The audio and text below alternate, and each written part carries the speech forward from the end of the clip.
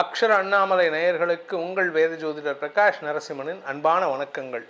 மார்கழி மாத பலன்கள், தமிழ் மாத பலன்களை இப்போ புதுசாக ஆரம்பிக்கிறோம். இந்த மார்கழி மாதத்திலேருந்து இந்த மார்கழி மாதம் அப்படிங்கிறது எல்லோரும் என்ன சொல்லுவாங்கன்னா பீடா மாதம் அப்படின்னு சொல்லுவாங்க. அதாவது அந்த மாதம் எதுவும் சுப நிகழ்ச்சிகள் பண்ணக்கூடாதுன்னு.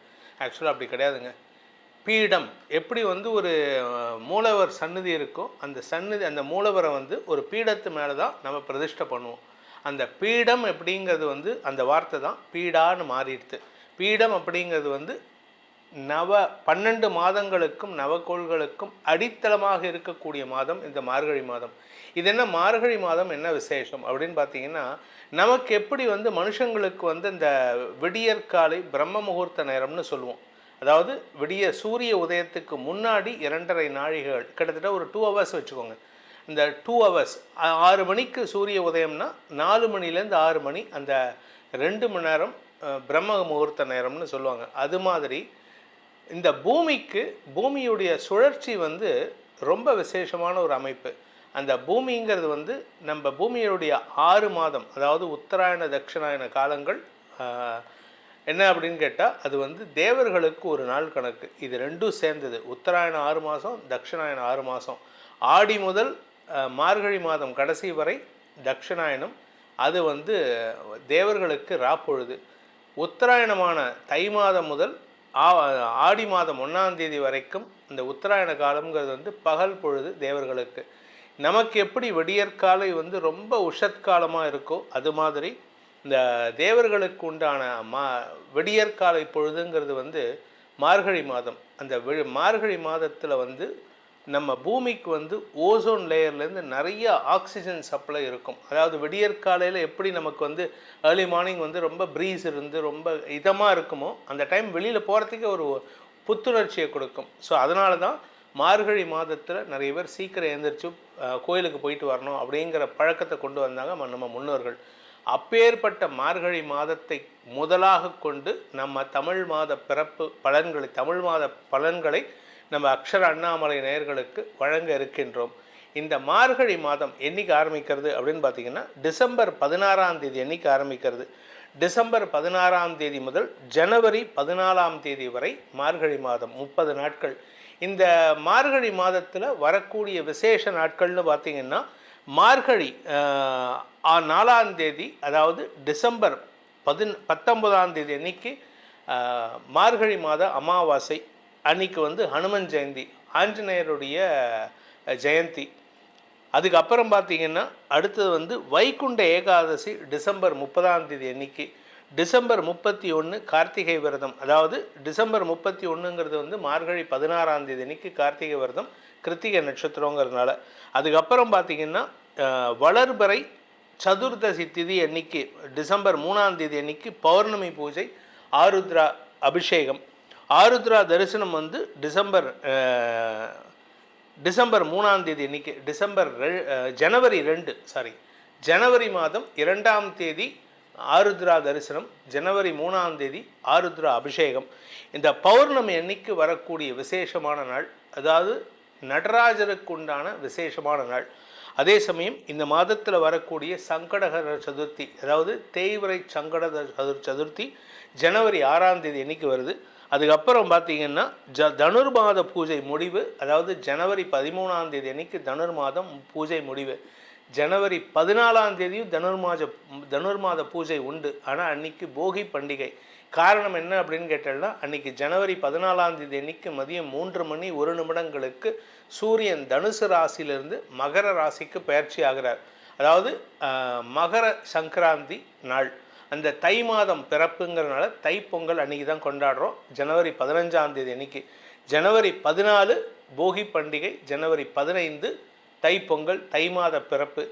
இந்த மாதத்திற்கான கிரக நிலவரம் பார்த்திங்கன்னா, மெயின் குறிப்பாக குரு மிதுன ராசியில் இருக்கார், கேது சிம்ம ராசியில் இருக்கார். தனுசு ராசியில் 4 கிரக சேர்க்கை, சூரியன், செவ்வாய், புதன், சுக்கிரன் இந்த மாதத்தில் பயிற்சி ஆகுறாங்க. புதன் சுக்கிரன் மார்கழி மாதத்தில் 14ஆம் தேதி அன்னைக்கு 4ஆம் தேதி அன்னைக்கு சுக்கிரன் தனுசு ராசிக்கு பயிற்சி ஆகிறாரு. மார்கழி 14, அதாவது டிசம்பர் 29 அன்னைக்கு புதன் தனுசு ராசிக்கு பயிற்சி ஆகிறாரு. அதே சமயம் ஜனவரி 12ஆம் தேதி அன்னைக்கு, ஜனவரி 12ங்கிறது வந்து 28 மார்கழி மாதம் 28ஆம் தேதி அன்னைக்கு சுக்கிரன் தனுசு ராசியிலிருந்து மகர ராசிக்கு பயிற்சி ஆகிறாரு. இந்த மாத கடைசியான ஜனவரி மாதம் 14ஆம் தேதி அன்னைக்கு சூரியன் மதியானம் 3 மணி 1 நிமிடங்களுக்கு தனுசு ராசியிலிருந்து மகர ராசிக்கு பயிற்சி ஆகிறார். இந்த மாதத்தில் வரக்கூடிய கிரக பயிற்சிகள் தான். இந்த மார்கழி மாதம் 1ஆம் தேதி அன்னைக்கு சந்திரன் துலாம் ராசியிலிருந்து தன் பயணத்தை துவக்கிறாரு சுவாதி நட்சத்திரத்தில்.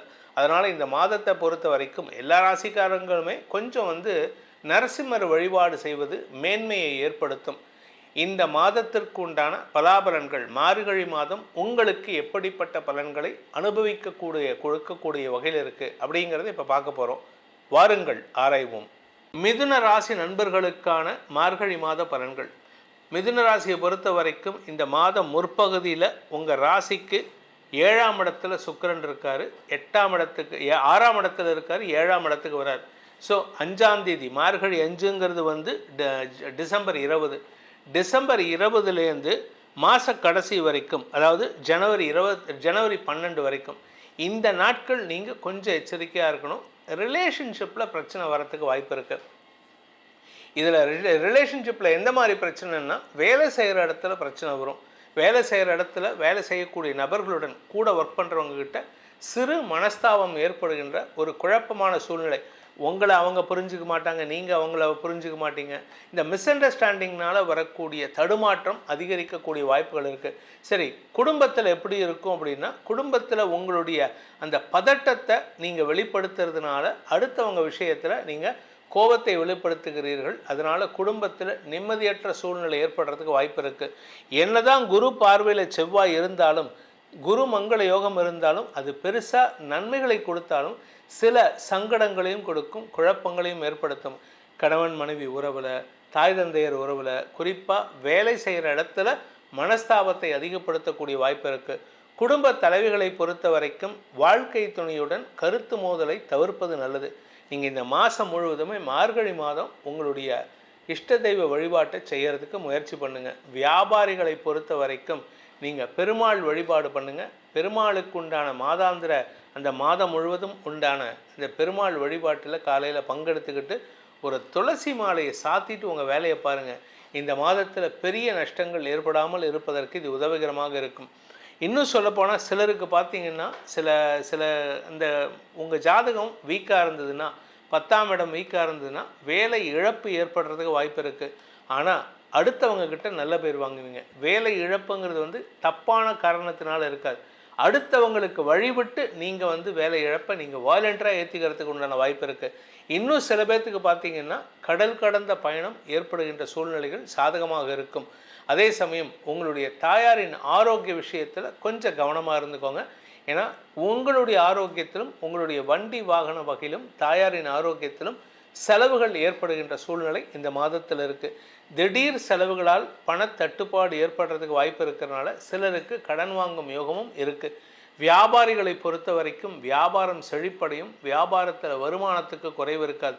ஆனால் அந்த வருமானத்தை அடையிறதுக்கு நீங்கள் கொஞ்சம் அலைய வேண்டியது இருக்கும். அலைச்சல் காரணமாக உடல் சோர்வு ஏற்படுறதுக்கு வாய்ப்பு இருக்குது.